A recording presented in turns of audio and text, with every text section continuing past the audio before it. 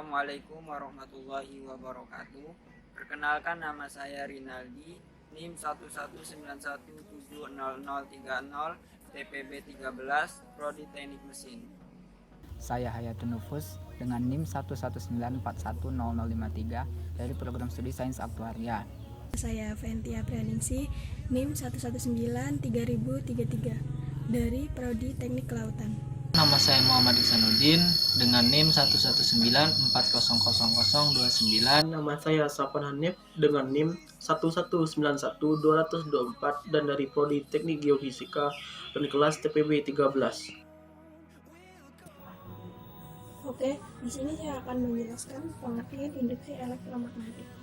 Induksi elektromagnetik adalah peristiwa timbulnya arus listrik akibat adanya perubahan fluks magnetik. Fluks magnetik adalah banyaknya garis gaya magnet yang menembus suatu bidang. Seorang ilmuwan dari Jerman yang bernama Michael Faraday memiliki gagasan bahwa medan magnet dapat menghasilkan arus listrik.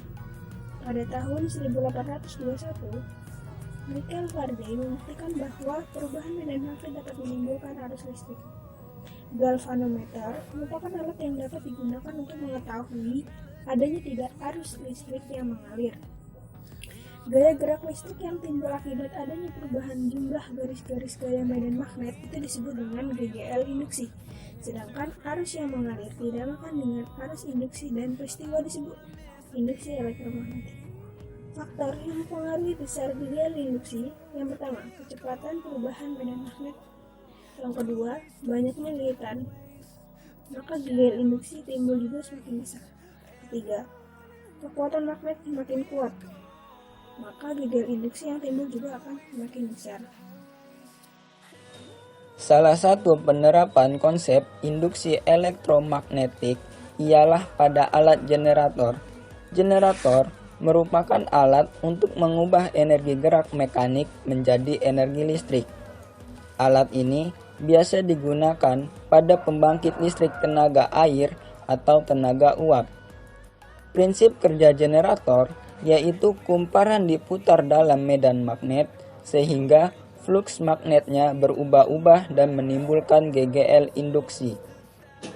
Fluks magnetik yang melalui kumparan dirumuskan dengan jumlah lilitan dikalikan induksi magnet dikalikan luas kumparan dikalikan cos alfa. Cos alfa merupakan sudut yang dibentuk antara medan magnet dan luas kumparan.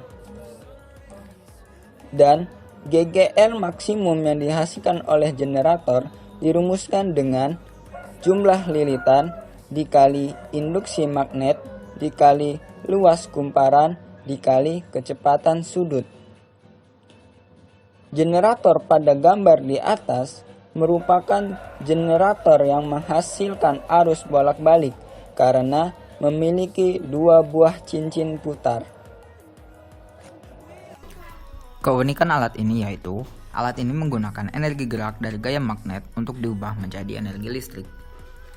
Cara kerja alat ini yaitu alat dirangkai sedemikian rupa seperti pada gambar. Ketika baling-baling berputar, maka kumparan akan ikut berputar. Setelah berputar, akan timbul arus listrik dan arus ini membentuk sinusoidal yaitu arus bolak-balik. Arus inilah yang dapat digunakan untuk menghidupkan lampu dan sebagainya. GGL induksi yang dihasilkan akan berbanding lurus dengan kecepatan sudut.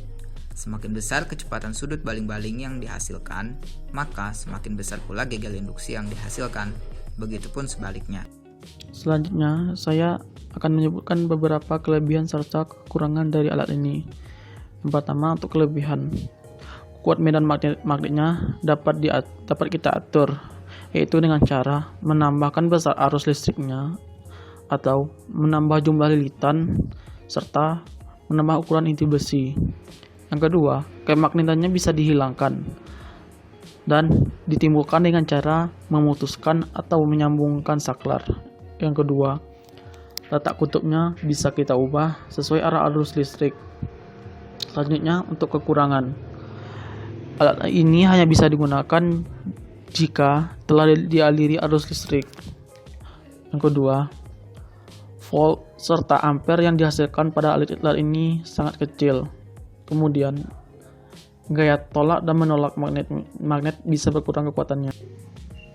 Mungkin untuk saran dalam pengembangan teknologi ini adalah untuk terus melakukan research pada teknologi ini, karena mungkin teknologi ini dapat menjadi pembangkit listrik terbarukan di masa depan.